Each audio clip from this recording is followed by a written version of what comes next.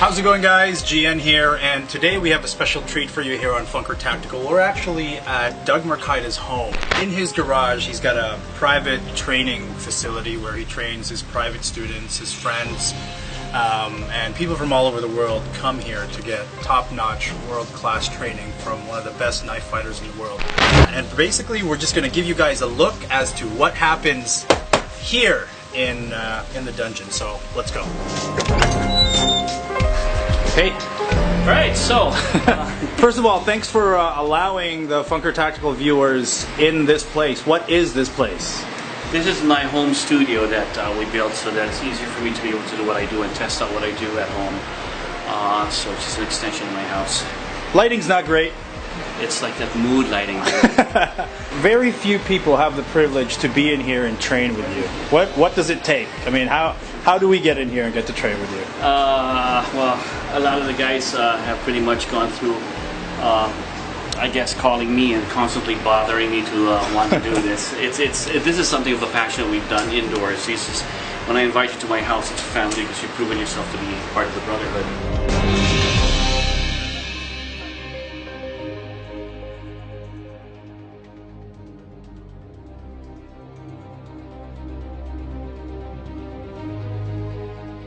I am a product of backyard instruction, and I'm very proud to say I am a backyard instructor.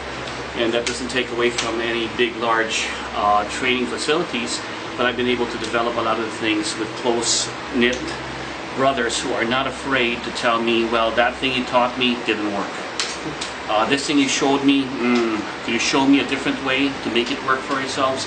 You like it this way. This is the way I do it. Let's focus. This is the logic behind it. Do you have a logic that's separate from it? Okay, let's see it. Let's test it out now. Let's go. Bam! Did you make it work for yourself? Today we're going to do some knife work that we're going to be doing.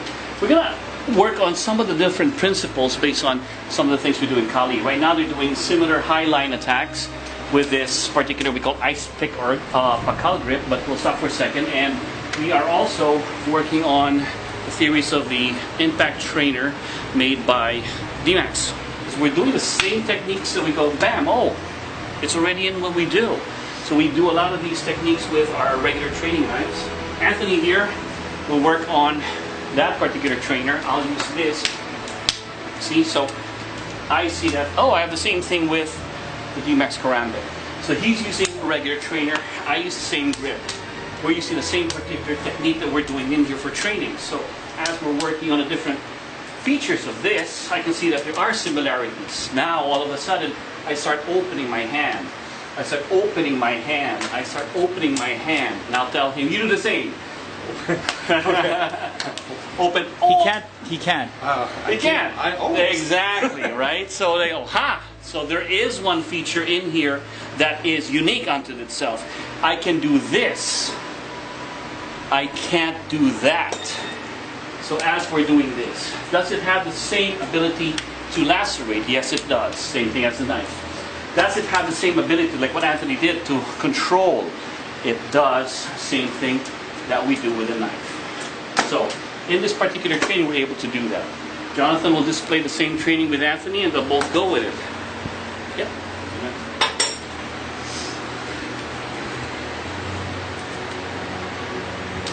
Left hand up. Right. Checking. Side lacerations.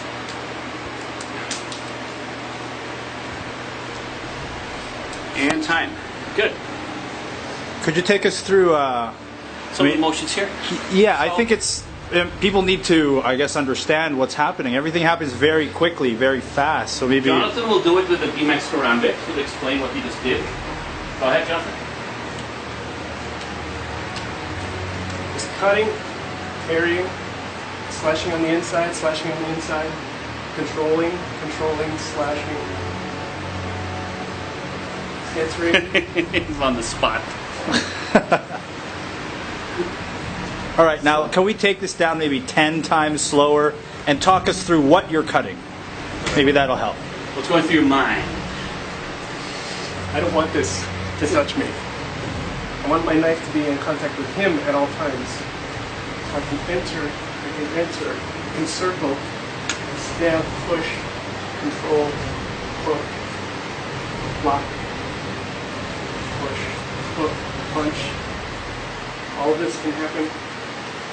It still looked very, very fast, even going at that speed. So we'll relate that to a regular knife. So what Johnson says that he's able to use his bending hand to either jam, pass, control and hook, or jam and pass.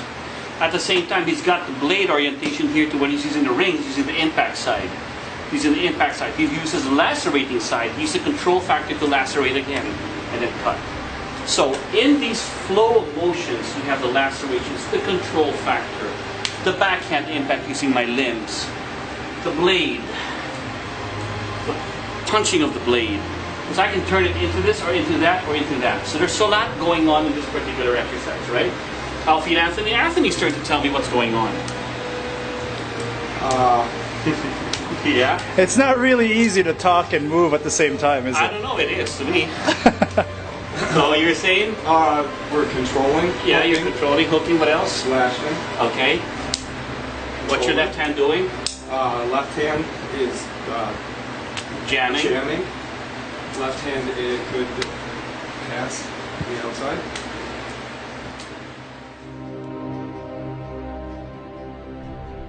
This is what we call flow drill. And it's just, we get into a flow, it's very, almost zen-like. You know, we can just take our time with our motions and we can really see what we're doing. We can see our insertions. And that's the thing that I've been trying to tell people.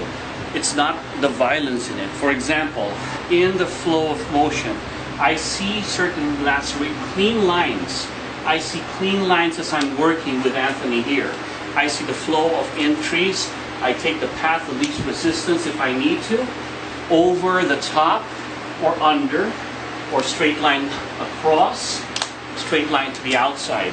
And as I'm doing this, I get into sometimes, and I tell my guys, don't you ever get into a trance? Mm-hmm. Because in the motion here, in a lot of things I do, I try to put my mind in other places, aside from what I'm doing here.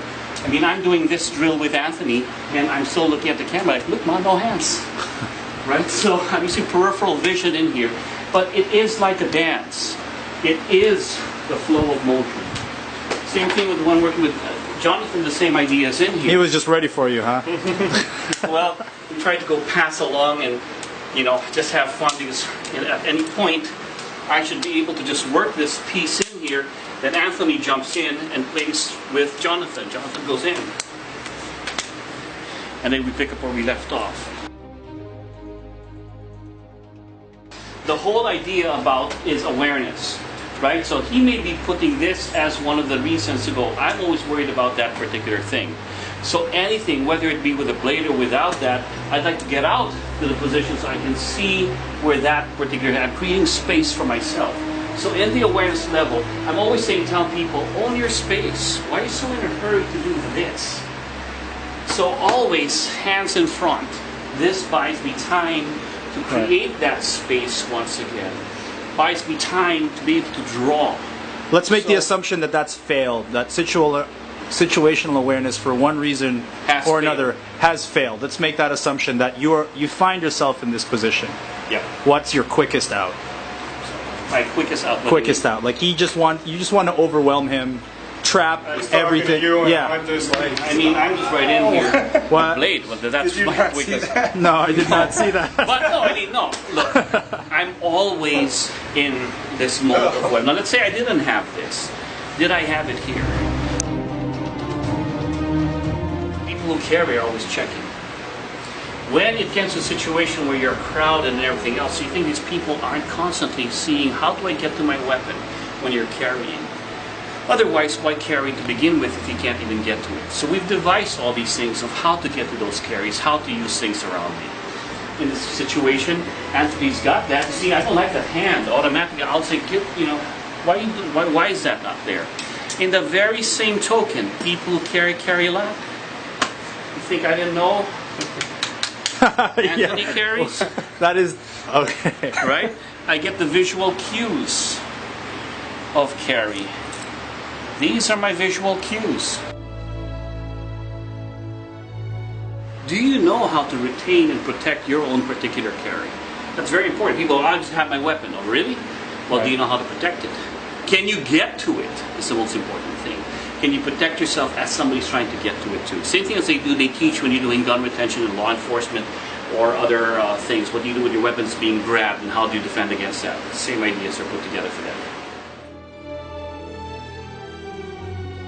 I just walked by and just looked at somebody and smiled at him, and this is one of those, we call them NHAs, and the guy just looks at me and was like, no.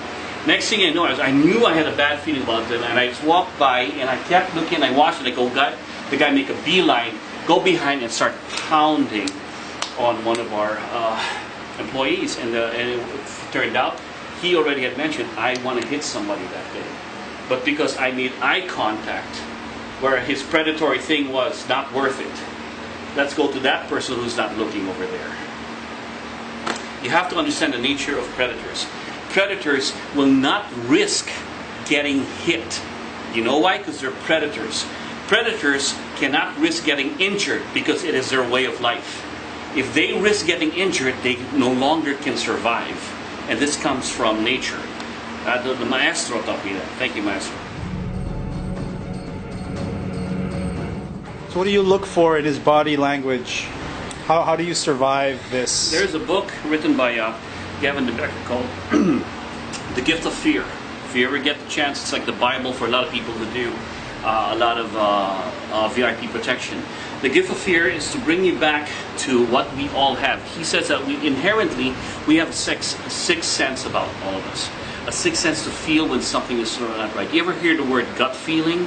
When something's not right. Right. We've learned to desensitize ourselves because of cell phones, what's going on over there, I'm too busy doing this, and we desensitize. Too much technology has taken away from that, whereas animals in tune with nature are always in tune with fear. They always know before you arrive, they can feel it. So, once again, you want to go back to sharpening your skills of being aware. Awareness is a skill. It's a perishable skill. If you don't practice it and train it, you will lose that ability to be aware, to hone it. You got to keep it sharp, just like a knife, all the time, and be aware and be prepared. In this day of violence, you have to be vigilant about you creating your own and honing your skills to protect yourself. Don't depend on other people to do it for you. You got to do it for yourself.